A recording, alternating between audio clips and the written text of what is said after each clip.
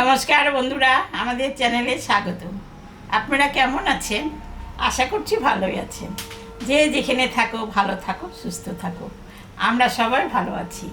তবে আজকে আমি সব রকম সবজি এনেছি। কোয়াশ, বটবডি, গাজর, ক্যাপসিকাম, মিষ্টি কুমড়া, এগুলো দিয়ে আমি রবরত্ন তরকারি বানাবো। তাহলে রবরত্ন তরকারিটা কেমন করে বানাবো আপনারা কিন্তু সবাই দেখবেন। কেমন? আমি তাহলে এগুলো কাটাকাটি করে নিই, পরে দেখা হচ্ছে। আমার কাটাকাটি করা হয়ে গেছে। আমি কড়াই বসায় দিয়েছি, কড়াই গরমও হয়ে গেছে। এখন আমি সর্ষের তেল দেব।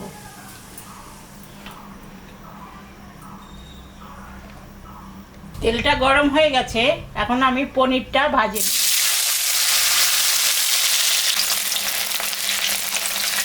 পনিরটা ভাজা হয়ে গেছে, একটু হালকা করে ভাজে নিলাম। এখন আমি পনিরটা তুলে নেব। পনিরটা জলের মধ্যে দিই, তাহলে এটা নরম হবে। পনিরটা নরম। তেলের উপরে শুকনো লঙ্কা, জিরা, সম্বরা দিয়ে দিলাম।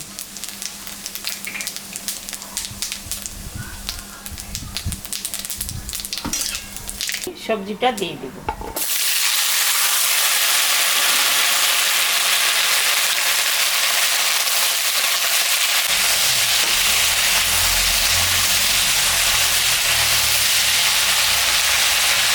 তরকারিটা ভাজা ভাজা হয়ে গেছে। এখন আমি স্বাদ মতো লবণ, আন্দাজ করে হলুদ দিয়ে দিলাম।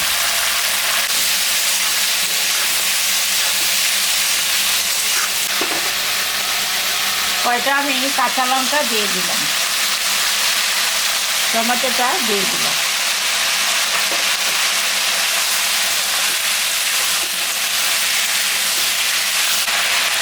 এখন আমি মশলাটা দিয়ে দেবো। আদা, জিরা আর কাঁচা পাকা লঙ্কা বাটা আছে, আমি দিয়ে দেবো।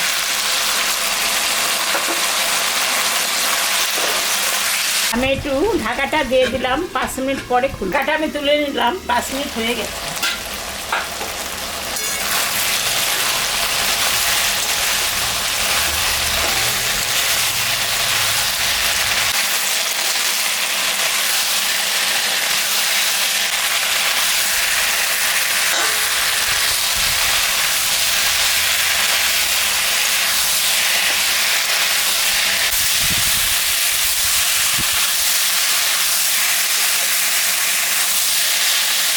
তরকারিটা কষানো হয়ে গেছে, এখন আমি সামান্য জল দিয়ে দিই।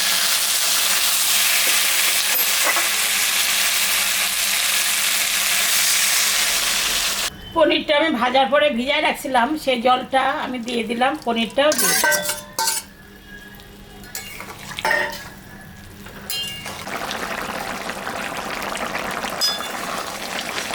তরকারিটা হয়ে গেছে, রসাটা আমি এখন নামিয়ে দেব।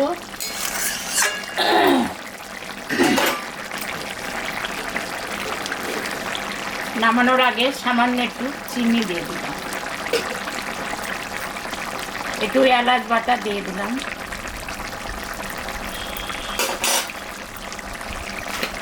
সামান্য একটু ঘি দিয়ে দিলাম।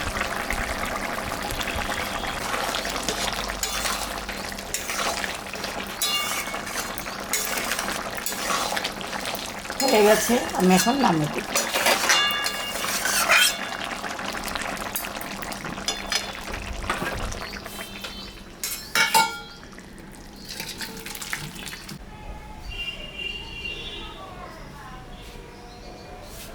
দেখলেন তো বন্ধুরা, আমি রবরত্ন তরকারি রসা রান্না করলাম, একদম নিরামিষ করে।